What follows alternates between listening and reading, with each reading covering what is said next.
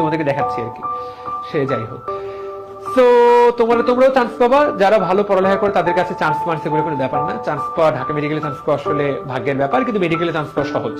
যারা পড়ুয়া স্টুডেন্ট তাদের কাছে মেডিকেলে চান্স পাওয়া সহজ। আমি এটা সবসময় বলি যে মেডিকেলে চান্স পাওয়া আসলেই তোমার হাতে। মেডিকেলে চান্স পাবা কি পাবা না আল্লাহ পাক তো উপরে লিখেই রাখছে, বাট এইটা ভাইয়া তোমার হাতে, দ্যাটস ইন ইওর হ্যান্ড। তুমি যদি বলো ভাই আমার ভাগ্যে ছিল না বলে মেডিকেল চান্স পাইনি, আমি এটা কোনোদিনই বিশ্বাস করি না। কারণ 70 বার তুমি পাও নাই, এখানে ভাগ্যের কোনো রোল নেই। হ্যাঁ, ঢাকা মেডিকেল কলেজে চান্স পাবা কিনা, তুমি টপ 10-এ টপ 5-এ থাকবা কিনা, টপার হবা কিনা, এইটা আল্লাহর হাতে। কারণ তুমি তোমার সর্বোচ্চটা করলা, তোমার চেয়েও বেশি কেউ ভালো পরীক্ষা দিয়ে দিল। সো দ্যাটস ইট। যেমন আমি আমার মনে আছে আমার পরীক্ষাটা আমার খুব ভালো হয়েছিল। আমার এখনো মনে আছে আমি একবারে 81টা প্রশ্ন দাগাইছি, মানে প্রথম 40 মিনিটে। পরবর্তীতে আমি দেখলাম যে এই প্রশ্নে হাইয়েস্ট আসবে 95। আমার একটাই লক্ষ্য ছিল মেডিকেল ভর্তি পরীক্ষায় 95 পাওয়া। আমার সময় পর্যন্ত কেউ 95 পায়নি, আমি চাইছিলাম আমি সেটা পাবো।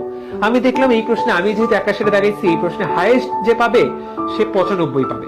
বুঝতে পারলাম? তো আমি সেই 95 পেতে চাই, আমি ফার্স্ট হতে চাই পুরো বাংলাদেশে।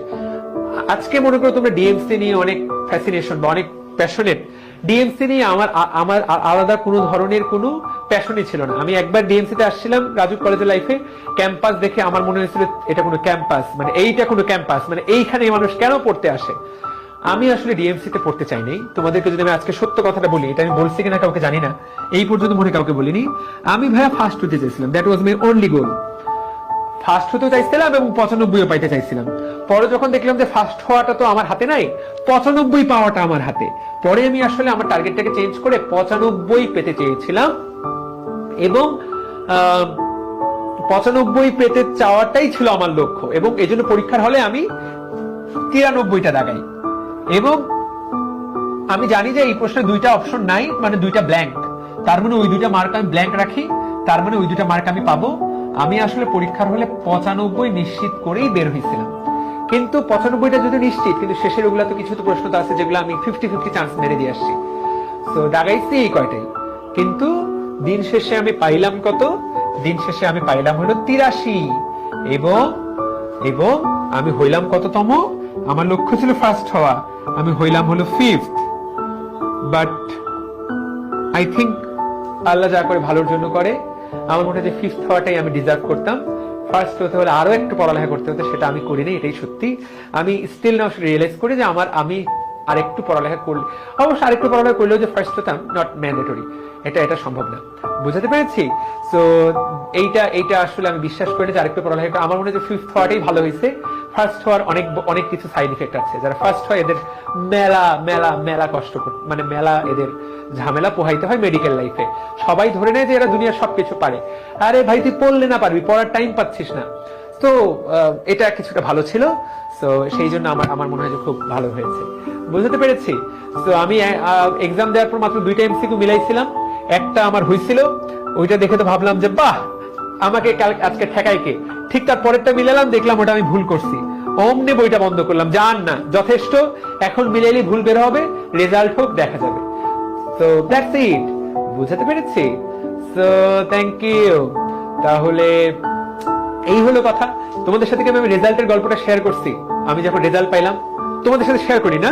চলো আজকে তোমাদের গল্পটা বলি। তোমরা তো আসলে পড়তে পড়তে মানে কি বলে অনেক ক্লান্ত হয়ে গেছে, তাই না? তো চলো তোমাদের সাথে রেজাল্টের গল্পটা শেয়ার করি। তো আমার পরীক্ষা তো হইলো 23শে নভেম্বর, তাই না? তোমাদেরকে তো মাত্র বললাম যে আমার পরীক্ষা হলো 23শে নভেম্বর, রাইট? তো একদম সবার শেষে, মানে এখন পরীক্ষা তো দিছি। ও, যেই কাহিনীটা বলার জন্য এত কিছু সেটাই তো বললাম না। তো আমি পরীক্ষা হল থেকে বের, আচ্ছা পরীক্ষা, দুটো মজার কাহিনী আছে এখানে। একটা হলো, আচ্ছা এই কাহিনীটা অ্যাডমিশনের আগে বলবো। দ্বিতীয় অংশটুকু বলি যে আমি পরীক্ষা দিয়ে বের হলাম, কেন চান্স পাওয়াটা, ডিএমসি তে চান্স পাওয়াটা কেন আল্লাহর হাতে। তো আমি জানি যে আমার পরীক্ষা ভালো হয়েছে এবং আমি চান্স পাবো, মানে এই পরীক্ষা দিয়ে চান্স না পাওয়ার কোনো কারণ নাই। কারণ প্রশ্নগুলো যাই দেখি তাই আমি পারি, মানে ধর এটা কোনো প্রশ্ন হলো, এটা কোনো জাতের প্রশ্ন। আমার আব্বু বাইরে দাঁড়ায় ছিল পরীক্ষার হলে, তেজগাঁও কলেজে আমার পরীক্ষা ছিল, আমার বাবা বাইরে দাঁড়িয়েছিলেন। তো বের হলাম, অসংখ্য লোকের মধ্যে আব্বুকে খুঁজে পেলাম। আব্বু শুধু আমাকে একটা কথাই বলেছে, বেটা কি খবর বা বেটা কি অবস্থা। আমি এটুকু বলছিলাম আব্বুকে যে আব্বু আমি ঢাকা মেডিকেলেই চান্স পাবো। যদি না আমার চেয়ে 200 জন ভালো পরীক্ষা দেয়। সো ব্যাপারটা খুব উদ্ভট একটা উত্তর, কিন্তু আমার কাছে মনে করছিলাম যে এইটাই হলো লজিক্যাল উত্তর, এই উত্তরটাই লজিক্যাল, কারণ আমি আমার সর্বোচ্চ ভালো পরীক্ষা দিচ্ছি। এখন সারা বাংলাদেশে তো অসংখ্য বাচ্চা কাচ্চা যারা আমার চেয়েও ভালো পরীক্ষা দিয়ে দিলে আমার তো আর এখানে কিছু করার নেই। এবং আলটিমেটলি দেখা গেল যে আমার চেয়ে 200 জন না, মাত্র 4 জন আমার চেয়ে ভালো পরীক্ষা দিয়েছে, এবং প্রত্যেকেরই পয়েন্টের ব্যবধান মাত্র 0.25। তার মানে ওরা আমার চেয়ে হয়তো একটা ভুল কম করেছে। তো যাই হোক, তো ফাইন। তো তার মানে এই যে দেখো, আমি আমার সর্বোচ্চটা দিলাম, আমি কিন্তু চাইলেও ঢাকার বাইরে চলে যেতে পারি, মানে ঢাকা মেডিকেলের চান্স নাও পেতে পারতাম, যে আমার চেয়ে আর বাকিরা ভালো পরীক্ষা দিত, বুঝো নাই? তো এই অংশটুকু আল্লাহ পাকের হাতে, এই অংশটুকু আল্লাহ পাকের হাতে। তো যাই হোক, পরীক্ষা হলো 23শে নভেম্বর।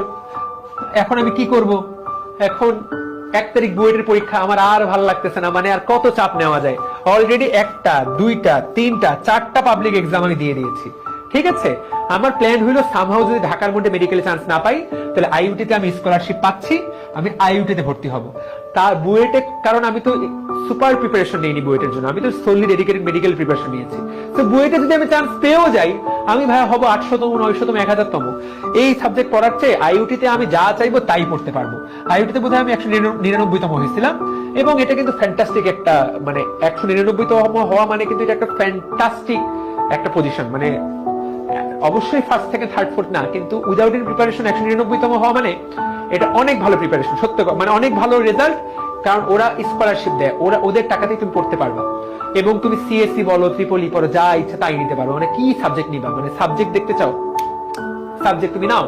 আমার যে সকল বন্ধু বান্ধব ইঞ্জিনিয়ারিং কোচিং করছে, ওরা হচ্ছে 600তম 800তম, ওরা আমার ফোন দিয়ে যখন শুনলাম 199তম, ওরা মোটামুটি খেপে গেল বা মন খারাপ করলো, যে হালা মানে তুই করলি না কোনো কোচিং, তুই কেমনে, তুই কেন হবি? সে যাই হোক, তো আমার প্ল্যান ছিল এইটা। এখন রেজাল্ট হবে 25শে, রেজাল্ট হবে 25শে নভেম্বর, রেজাল্ট হবে 25 নভেম্বর, বা রেজাল্ট কবে হবে আমরা জানি না। 23 নভেম্বর আমি পরীক্ষা দিলাম। এখন এর মধ্যে আমি আবার দুঃখিত, এর মধ্যে আসলটাই তো বলিনি, এর মধ্যে আবার এর মধ্যে আরেকটা পরীক্ষা হয়েছে, সেটা হলো আর্ম ফোর্স, 9 নভেম্বর। এর মধ্যে আর্ম ফোর্সের পরীক্ষা দিয়েছি আমি 9 নভেম্বর, রিটেন মানে এমসিকিউ, সেটা তো টিকছি। 19 নভেম্বর দিলাম আমি সেটার হেলথ পরীক্ষা। ভাই কত চাপ নিতে পারে একটা ছোট মানুষ? আমি তো ছোট, তো তাই না, 10 বছর, আরো 10 বছর আগে কত মেন্টালি ছোট ছিলাম। 1টা 2টা 3টা 4টা 5টা 6টা, এই 1 মাসের মধ্যে 6টা পাবলিক এক্সাম আমি দিলাম। তো আমি মোটামুটি স্ট্রেসড আউট। এখন 26 তারিখে আমাদেরকে আর্ম ফোর্সের ফাইনাল আইএসএসবির জন্য ডাকছে। আইএসএসবি 26 তারিখ, 26শে নভেম্বর আমাকে আইএসএসবির জন্য ডাকছে। 23 তারিখ দিলাম আমি মেডিকেল পরীক্ষা। এখন I have no idea about ISSB. আমার কোনোদিনই আর্মিতে যাওয়ার ন্যূনতম কোনো ইচ্ছা ছিল না, আমি আর্মিতে যেতেও চাই নাই, মানে আমার এখনো পর্যন্ত কোনো ইচ্ছা নাই।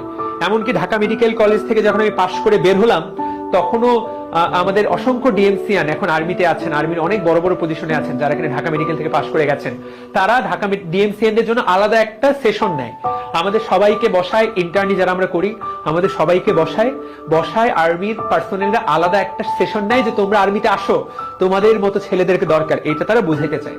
তো ওই সেশনটা দেখে আমি একটু মোটিভেট হয়েছিলাম। তারপরও আমি আর্মির এমবিবিএস পাস করার পর রিটেন দেই, কিন্তু রিটেন দিয়ে আমি আর ভাইবা দিতে যাইনি, দূর যাব না। তো তখনও আমার একই রকম প্ল্যান ছিল। সেই জন্য তোমাদের মধ্যে অনেককেই জিজ্ঞাসা করলে আইএসএসবি তে কি হয়, তোমরা সবাই জানো, কিন্তু আমার কোনো আইডিয়া ছিল না আইএসএসবি তে কি হয়। আমার আইএসএসবি এর ফুল মিনিংও তখন জানা নাই, অথচ 26 তারিখে আমার আইএসএসবি। তো 23 তারিখে আমি একটা, 24 তারিখে আমি একটা আইএসএসবির কোচিং এ গেলাম, ফার্ম গেটে, এখনো আছে কিনা জানি না, ডিফেন্স গাইড বা সামথিং লাইক দ্যাট, এরকম একটা নাম। ওই কোচিং এ গেলাম। ওরা যখনই শুনলো যে পরশুদিন আমার আইএসএসবি, ওরা আকাশ থেকে পড়লো যে ভাই পরশুদিন আইএসএসবি, আপনি এখনো বাইরে ঘুরে বেড়াচ্ছেন, আপনি আইএসএসবির মিনিং জানেন না। এই ভাই ক্লাসে যান, ক্লাসে আপনি আজকে সারাদিন ক্লাস করবেন, কালকে সারাদিন ক্লাস করবেন, যদি আইএসএসবি তে টিকেন তো ক্লাসে। মানে আব্বু আর আমি গেছিলাম যে জানতে যে পরীক্ষাটাতে কি হয়। ওরা বললো ওইসব জানাজানি করে লাভ নেই, সাথে সাথে ক্লাসে ঢুকেন, ক্লাস চলতেছে। 24 তারিখ সারাদিন আমি ক্লাস করলাম, কিছুই বুঝে তো টাইম পাইলাম না, দমই পাইলাম না, মানে একদম 10টার দিকে ঢুকাইলো, ওরা আমাকে 7টার দিকে ছাড়লো সন্ধ্যাবেলা। মানে ওটা আরেকটা জগৎ, আইএসএসবি আরেকটা জগৎ। তো যাই হোক, সন্ধ্যাবেলা আমি আইএসএসবির জন্য জামা কাপড় কিনলাম, পোশাক আশাক কিনলাম। তোমরা জানো কিনা জানি না যে আইএসএসবি তে সবকিছু সাদা সাদা জিনিসপত্র কিনতে হয়, সাদা সাদা প্যান্ট, সাদা শার্ট, সাদা জুতা, সাদা মোজা, এমনকি সাদা আন্ডারওয়্যার, এভরিথিং শুড বি সাদা। তো 3-4-5 হাজার টাকা খরচ করে আমি এগুলো কিনলাম। বুঝতে পারলাম? সো ঠিক আছে। সো তারপর 25 তারিখ আবার গেলাম, কারণ আমার হাতে মাত্র একদিন আছে। ততক্ষণে আমার মাথায় চাপে বসে যে আইএসএসবি আমি কিভাবে পার করব। 25 তারিখ ক্লাস করতেছি, বেলা 11:30। আমি প্রচন্ড মনোযোগ দিয়ে ক্লাস করতেছি। হঠাৎ করে বাইরে থেকে একজন এসে বলল, এই মেডিকেলের রেজাল্ট হয়ে গেছে। তো ক্লাসে মোটামুটি 50 জন ছিল। ক্লাসটা ছিল ওই বিল্ডিং এর 8 তলা বা 10 তলায়।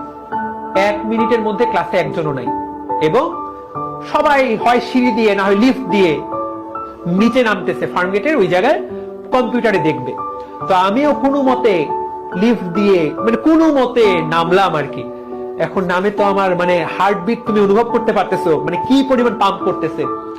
তো 2-3টা কম্পিউটার দোকান গেলাম, এগুলো অলরেডি সবাই বুক করে ফেলছে, মানে সবাই সবাইটা দেখতেছে। একটা দোকানে গেলাম, ওটা এখনো খালি। আমি বললাম যে ভাই আমার এই রোলটা দেখেন। আমার এখনো মনে আছে, স্মৃতিটা আমি চোখের সামনে দেখতে পাচ্ছি, মানে আমার ওই সময়টা আমি এখনো ফিরে যেতে পারতেছি।